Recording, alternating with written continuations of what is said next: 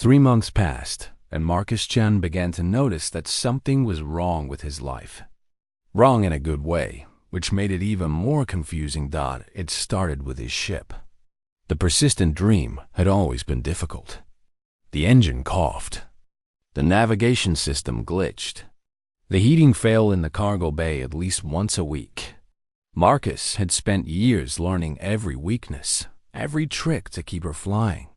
He knew exactly which panel to kick when the lights flickered. He knew which wire to wiggle when the communications died. But now, nothing broke. He waited for the engine to cough. It did not cough. He expected the navigation system to send him off course. It did not. The heating worked perfectly. The lights stayed steady. Even the coffee maker, which had not produced drinkable coffee in 6 years, suddenly started making the best coffee Marcus had ever tasted. He took the ship to a mechanic on Proxima Station. The mechanic, a gruff woman named Santos, who had been fixing ships for 40 years, spent 3 hours examining every system. When she came out, her face was pale. "What did you do to this thing?" she asked. "Nothing," Marcus said. "I did nothing. These systems are running beyond factory specifications. Way beyond. This ship should not be able to do what it is doing. The engine efficiency alone is impossible. I have never seen anything like this." Marcus had no explanation. He paid her for the inspection and left. Then the contracts started coming. He had always worked hard for cargo jobs, bidding against other haulers, negotiating rates, taking whatever he could get. Now, clients came to him. Good clients with good pay. A pharmaceutical company offered him exclusive transport rights for their vaccines. A mining consortium wanted him, specifically him, to haul ore from a newly discovered asteroid belt. The money was ridiculous. More than he had ever made. He asked why they chose him. They gave vague answers. They'd heard good things. His reputation was excellent. Someone had recommended him. Who? Marcus asked. They could never quite remember. The strangest changes were the ones involving other species. Marcus stopped at a busy station in the Drell system to resupply. As he walked through the crowded corridor, a Drell ambassador approached from the opposite direction. The Drell were an old species, proud and formal. They did not acknowledge humans. Humanity was too young, too unimportant. Marcus had walked past hundreds of Drell in his life, and none had ever looked at him. This one stopped. He looked at Marcus with his 3 golden eyes. Then he stepped aside and bowed his head slightly, a gesture of respect among his people. Marcus froze. "I am sorry," he said. "Do I know you?" The ambassador did not answer. He simply waited until Marcus walked past, and then continued on his way. A week later, something even stranger happened. Marcus was loading cargo on a platform when a group of Karathi soldiers marched by. The Karathi were warriors, massive, horned, brutal. They conquered worlds and viewed most other species as beneath contempt, humans especially. They thought humans were soft, weak, unworthy of respect. The lead soldier, a giant creature covered in scars, stopped when he saw Marcus.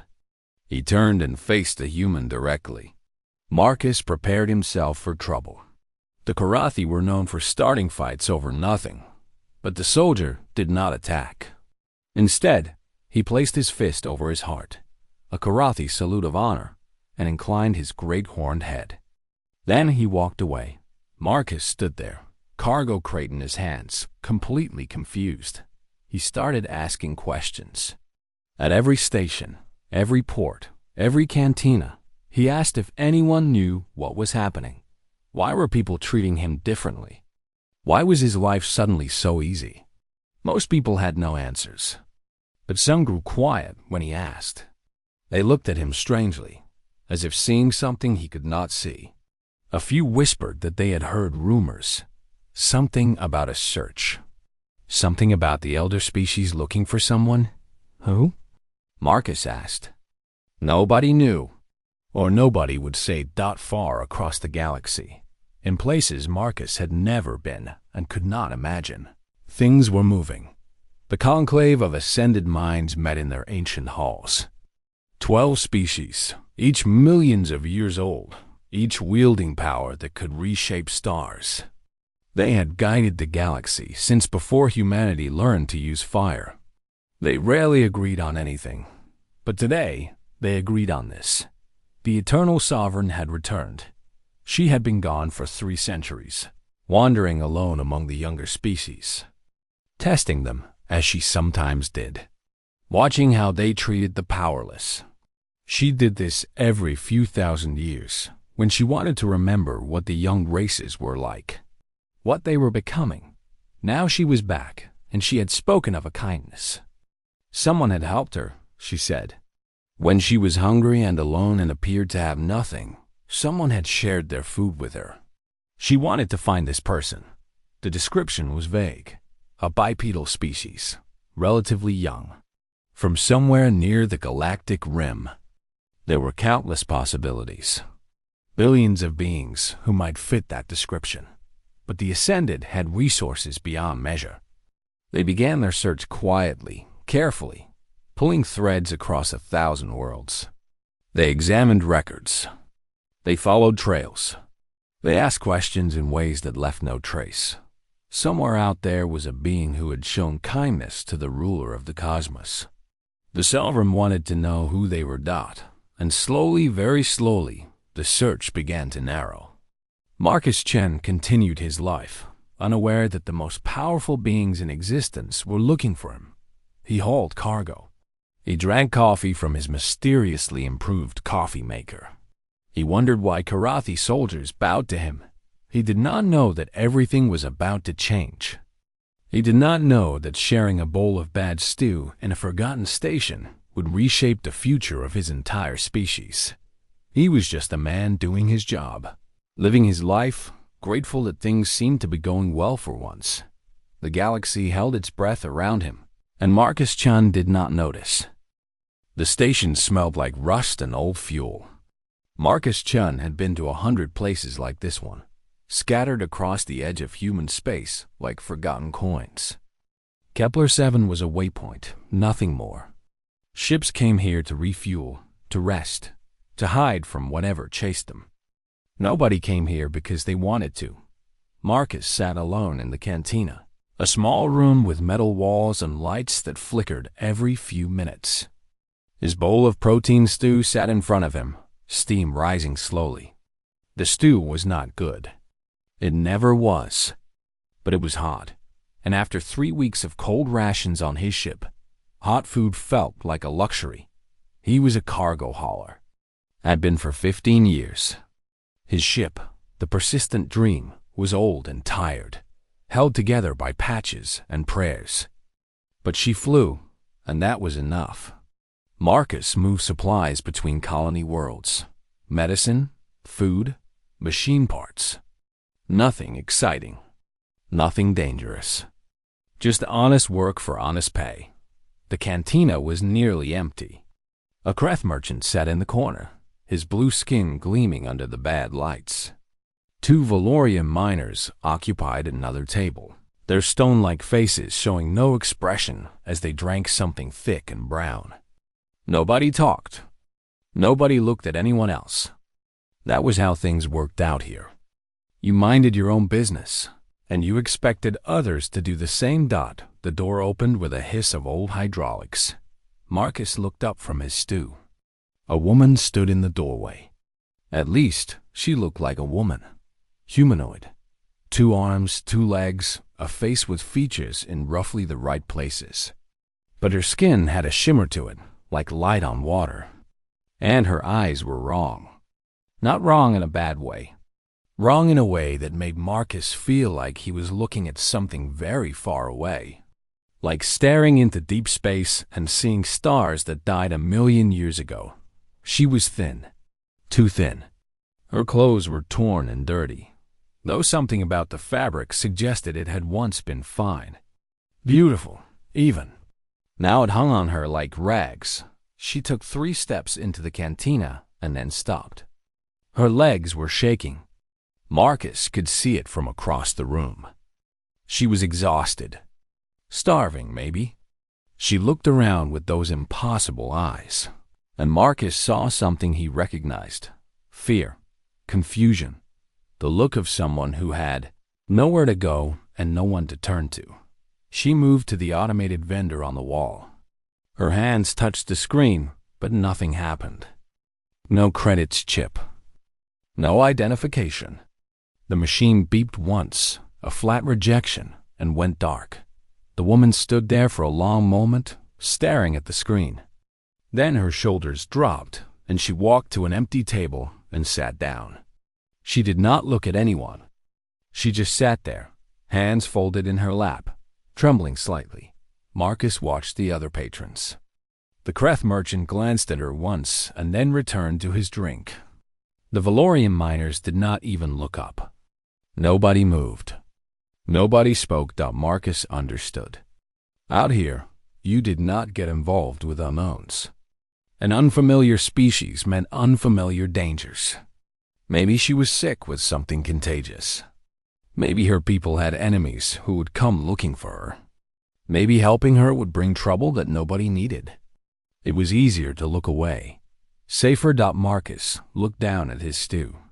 He had enough credits for one more meal this week. After that, he would need to wait until his next cargo payment came through. He was not rich. He had never been rich. Every credit mattered. He picked up his bowl and walked across the cantina. The woman looked up as he approached.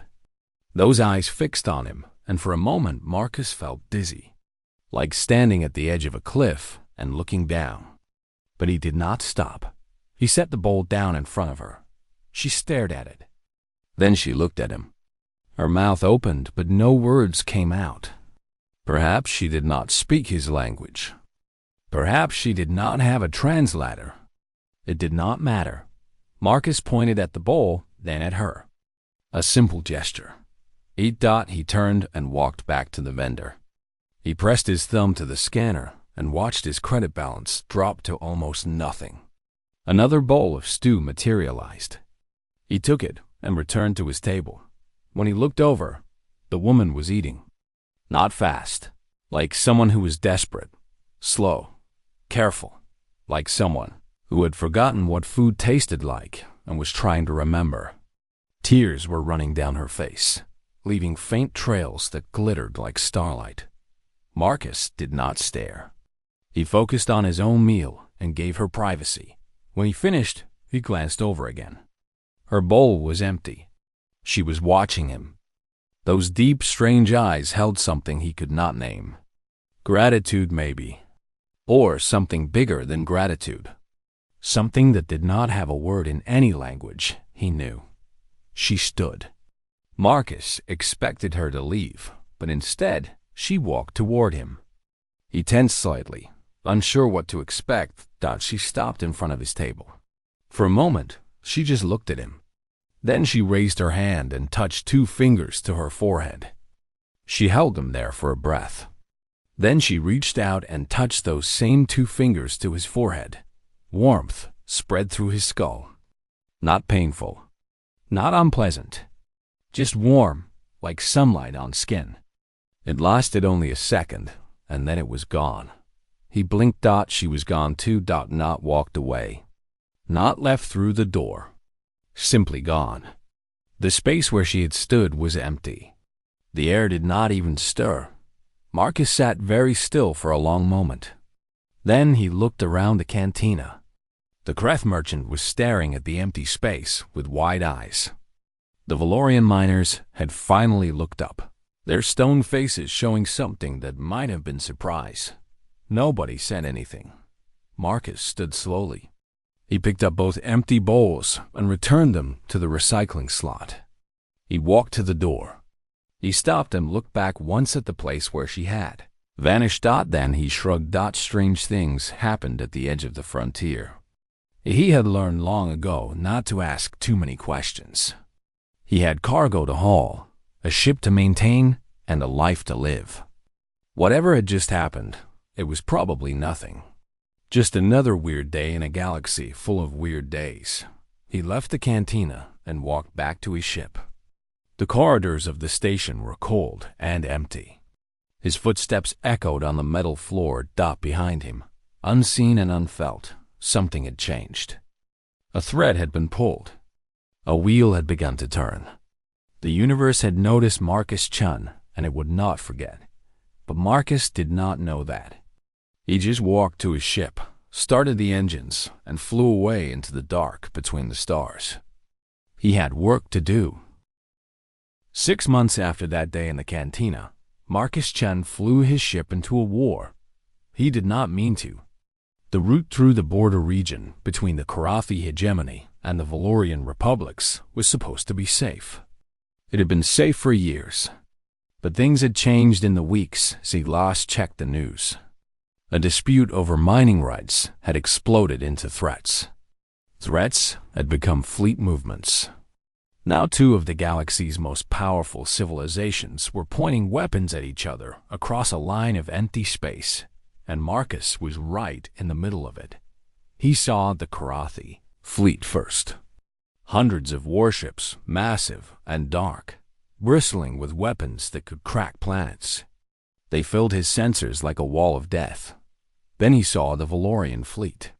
Just as large, just as deadly. Crystal ships that glowed with internal fire, each one carrying enough power to burn a moon. His ship, the persistent Dream, was a tiny speck between 2 giants, unidentified vessel. The voice crackled through his communication system. Karathi, cold and harsh. You have entered restricted space. Power down your engines and prepare for inspection. Before Marcus could respond, another voice came through. Valorian this time. Smooth and hard. Human ship, this is Valorian command. Declare your allegiance immediately or you will be considered hostile. Marcus gripped the controls. His hands were sweating. This is cargo hauler Persistent Dream, he said, trying to keep his voice steady. I am a civilian. I am carrying agricultural supplies to the colony on Kepler-12. I have no weapons. I am not part of any military. I just want to pass through. Silence. Then the Karathi spoke again. Irrelevant. You will submit to inspection. Any attempt to flee will result in your destruction. The Valorian cut in. Negative. The human will declare allegiance to the republics or be fired upon. You have 30 seconds to comply. Marcus closed his eyes. This was how he was going to die. Caught between 2 enemies who did not care about him at all. He was nothing to them. An insect. A mistake to be corrected. He thought about running. His ship was fast now, impossibly fast. Maybe he could escape before either side reacted. But he knew the math. Even at his new speed, he could not outrun a missile. He opened his eyes and prepared to speak. To beg. To try anything. Then every screen on his ship turned white. Marcus jerked back, throwing his arm over his eyes. When the light faded, he looked at his main view screen and his heart stopped. She was there. The woman from the cantina. The one with the shimmer on her skin and the eyes like deep space. But she was different now. She stood in what looked like a great hall, white and gold, stretching into infinity behind her. She wore robes that seemed to be woven from starlight. Power radiated from her, visible even through a screen. She was beautiful and terrible and impossible, and she was on every view screen. Not just his. He knew it somehow. Every ship in both fleets was seeing her at this moment. This one, she said, and her voice was everywhere at once. It was in his speakers. It was in his head. It was in the bones of his ship. Every being in the region heard her in their own language, with perfect clarity. This one is under my protection. The silence that followed was absolute. Not even static. Nothing. As are all his kind, she continued. Until I declare otherwise, you will not harm him. You will not harm his people. Is this understood? Marcus watched his sensors. The Karathi fleet had stopped moving. The Valorian fleet had stopped moving. Weapons that had been charging were powering down. Ships that had been advancing were holding position. Nobody answered her. But then, she had not really been asking. "Good," she said, and then she looked at him, across the impossible distance. Through view screens and scanners and the cold void of space, she looked directly at Marcus Chun. Her expression changed. The power was still there, the terrible majesty, but underneath it, he saw something else. Something softer. Something almost warm. "Fly safely, kind one," she said. The screens went dark. Marcus sat frozen in his chair. He could not move. He could not think. His mind was trying to understand what had just happened and failing completely. Slowly his sensors updated. The Karathi fleet was withdrawing. The Valorian fleet was withdrawing. Both sides were pulling back, leaving a wide corridor of empty space. A corridor with his ship in the center. His communication system crackled. A Karathi voice, different from before. Quieter, almost respectful. "Human vessel, you may proceed. Safe travels." Then a Valorian voice. "Civilian ship, your passage is clear. Go in peace."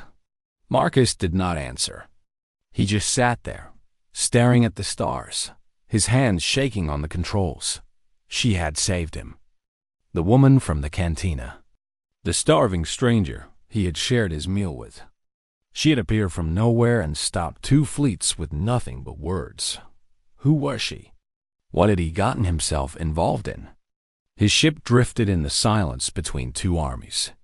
The stars burned cold and distant around him.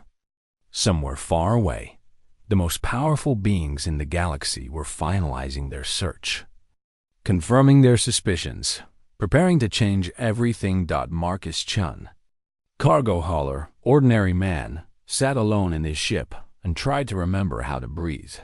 Then, because he did not know what else to do, he started his engines and flew toward the colony. He had cargo to deliver. That much, at least, had not changed. The universe had noticed him, and it had spoken his name. But Marcus was still just a man with a job to do. He flew on, into the dark, and tried not to think about what was coming. 2 weeks later, they came for Marcus Chun. Not with weapons. Not with threats. They came with an invitation, delivered by a diplomatic ship so advanced that it made the persistent dream look like a child's toy. The message was polite.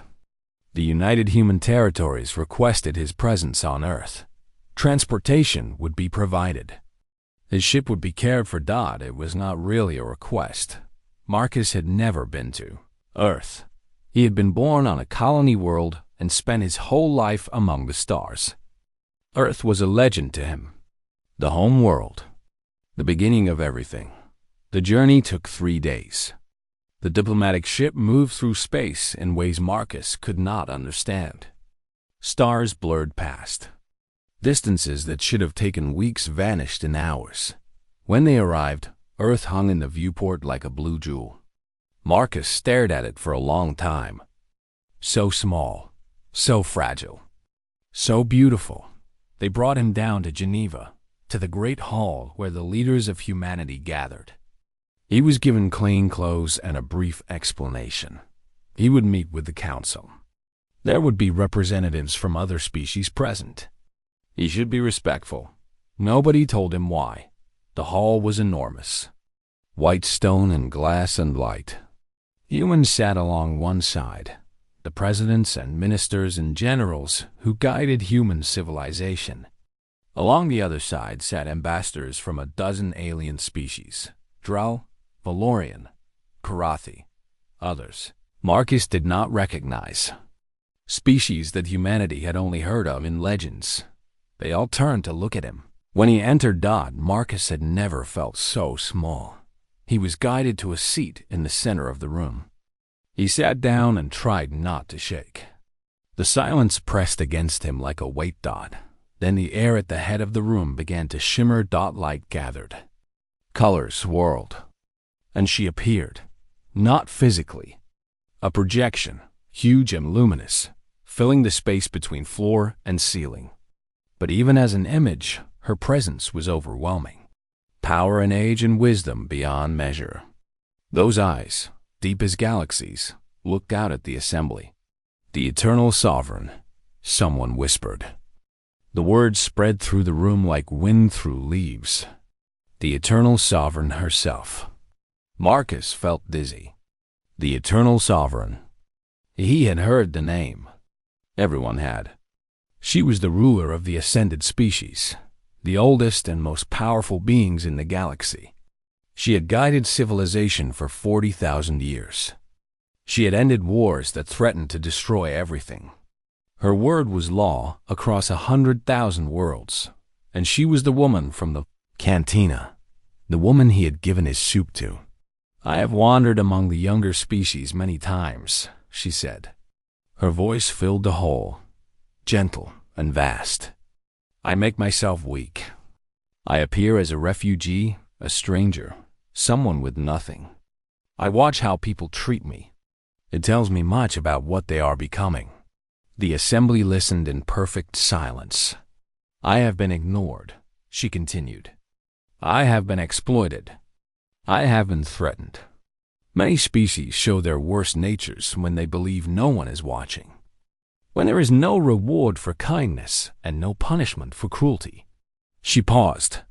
Her eyes moved across the room and found Marcus. But sometimes, she said, I am surprised. She told a story. A rundown station at the edge of human space. A cantina with bad food and flickering lights. A cargo hauler who saw a starving stranger and gave her his meal. Not because he would gain anything.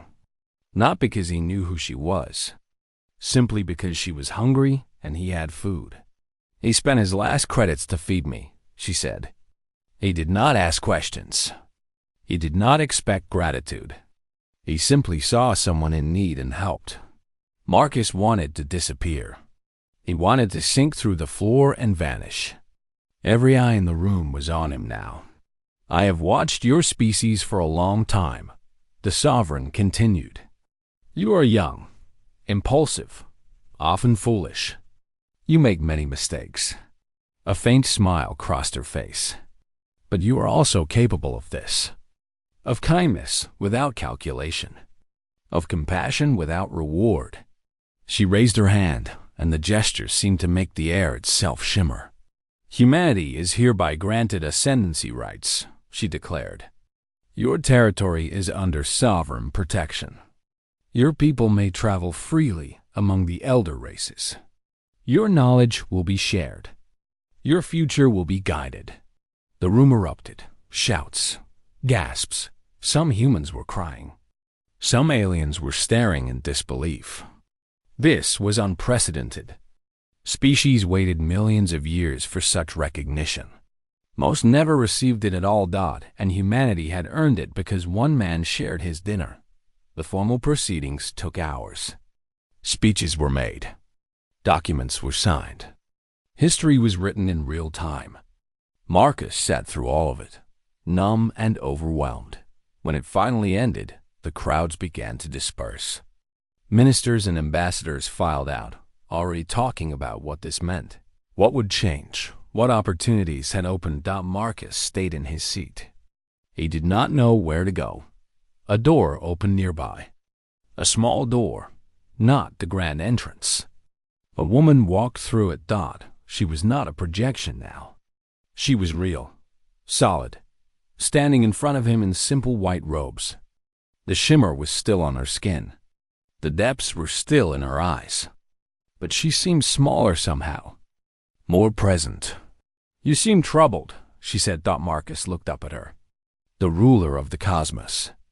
The being who had just changed the fate of his entire species. I just gave you some soup, he said. It was not even good soup. She laughed. It was a real laugh, warm and surprised. The sound filled the empty hall. That, she said, is exactly why it mattered. She sat down beside him. For a moment, They were just two people in a quiet room. "You did not know who I was," she said. "You had nothing to gain. You gave what little you had to a stranger, because it was the right thing to do. Do you know how rare that is? How precious?" Marcus shook his head.